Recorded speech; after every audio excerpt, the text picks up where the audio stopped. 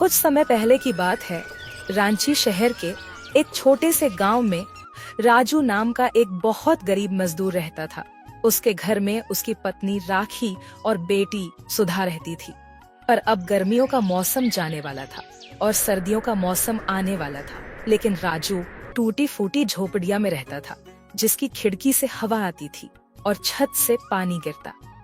एक दिन राजू की पत्नी राजू से कहती है, सुनिए जी, ठंडी आने वाली है और ठंडी में घर के अंदर बहुत हवा आती है, तो आपको घर की मरम्मत करवानी चाहिए। राजू अपनी पत्नी राखी से कहता है, मैं कल जाकर अपने मालिक से कुछ पैसे उधार ले आऊंगा ताकि हम अपने घर की मरम्मत करवा सके।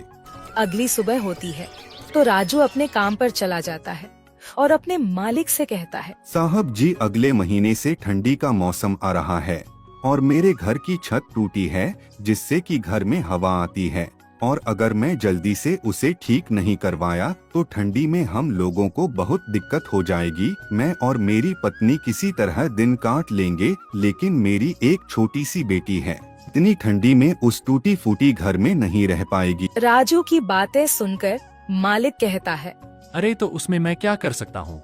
मालिक, आप मुझे थोड़े बहुत पैसे उधार दे देते तो मैं अपने झोपड़े की मरम्मत करवा लेता और मैं दिन रात मजदूरी करके आपका उधार चुका दूंगा, साहब जी।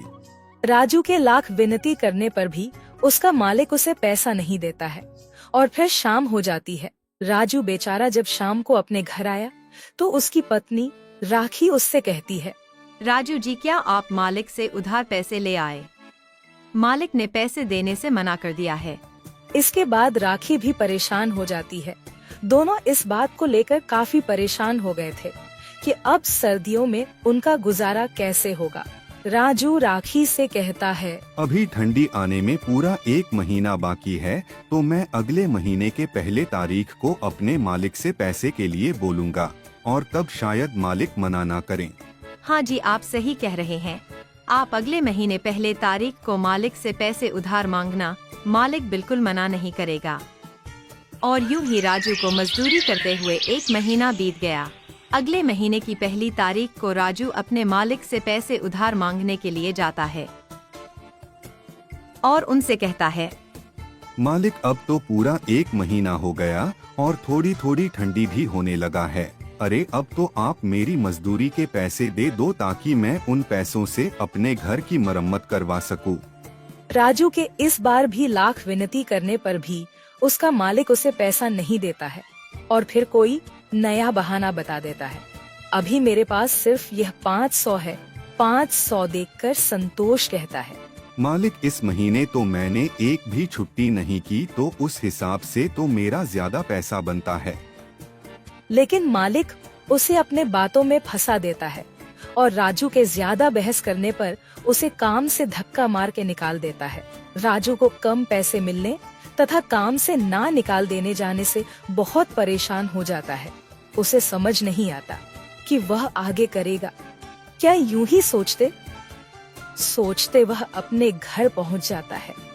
उसे निराशा देख रखी कहती है, क्या हुआ, आप पैसे नहीं लाए क्या?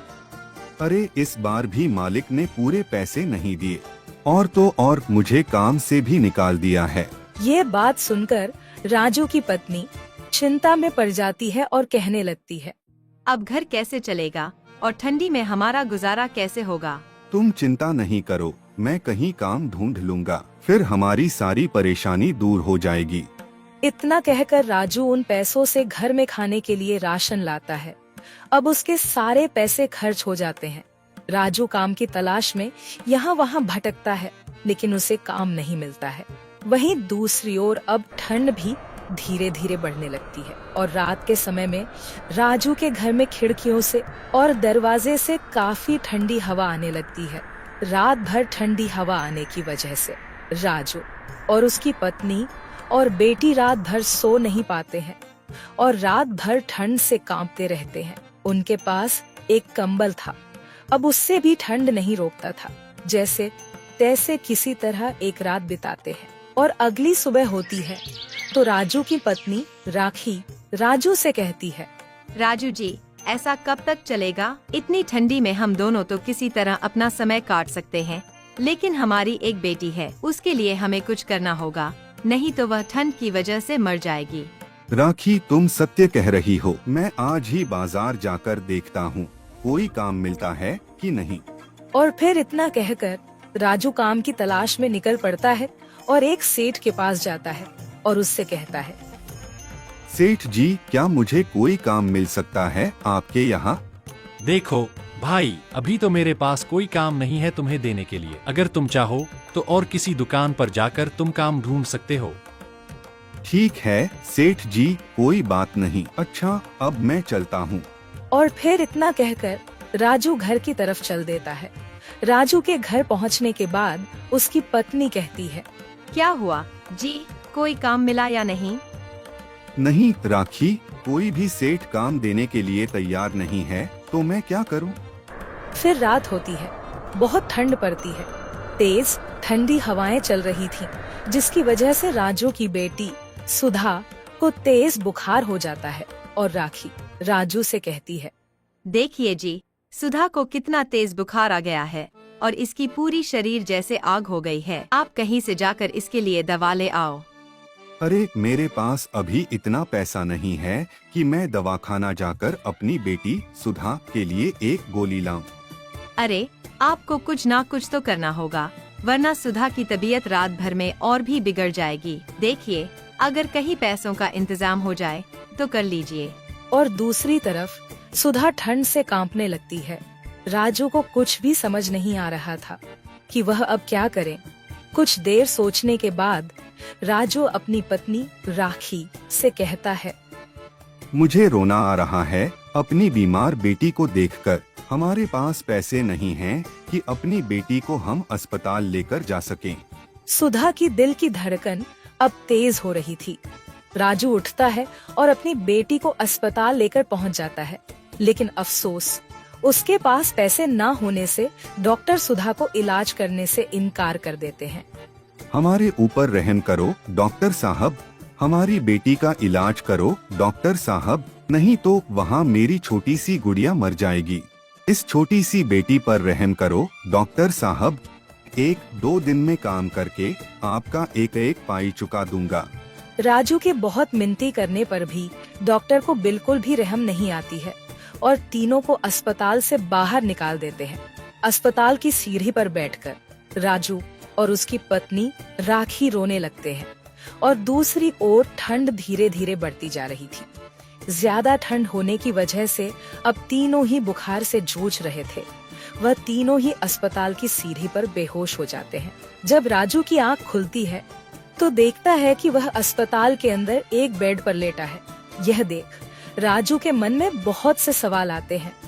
अरे मुझे अंदर किसने लाया और राखी और सुधा कहाँ हैं? इतने में ही वह देखता है कि वह डॉक्टर उसके पास है, जिसने उसकी बेटी को पैसा ना होने की वजह से भर्ती नहीं किया था।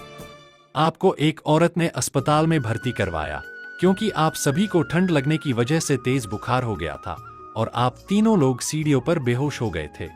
राजू उस औरत के बारे में पूछता है कि वह कौन है, तो डॉक्टर साहब इशारा करके बताते हैं। अब राजू जाकर उस औरत से बात करता है और पूछता है, आपका बहुत बहुत धन्यवाद, लेकिन आपने हमारी मदद क्यों की? मेरा आपके परिवार से कोई रिश्ता नहीं है, लेकिन एक टाइम था जब मेरे साथ भी ऐसा ही हुआ था। मेरे परिवार बहुत गरीबी में थे। मैं भी किसी सड़क के किनारे ठंड से जूझ रही थी और किसी नेक दिल इंसान ने इसी तरह हमारी मदद की थी। यह सुनकर राजू उसे धन्यवाद कहता है और फिर राजू अपनी बेटी सुधा से मिलता है और अपनी पत्नी से भी मिलता है। अब वह औरत राजू से पूछती है, आखिर आपके साथ ऐसा क्या हुआ था जो इतनी देर रात तक आप सब हॉस्पिटल के बाहर बैठे थे और इतने ठंड में भी? फिर राजू बेचारा उसे अपनी सारी परेशानी बताता है, जिसके बाद वह औरत राजू और उसके परिवार वालों की मदद करती है और राजू का घर भी बिल्कुल ठीक करवा देती है। अब राजू की गरीबी और ठंड दोनों से ही छुटकारा मिल जाता है।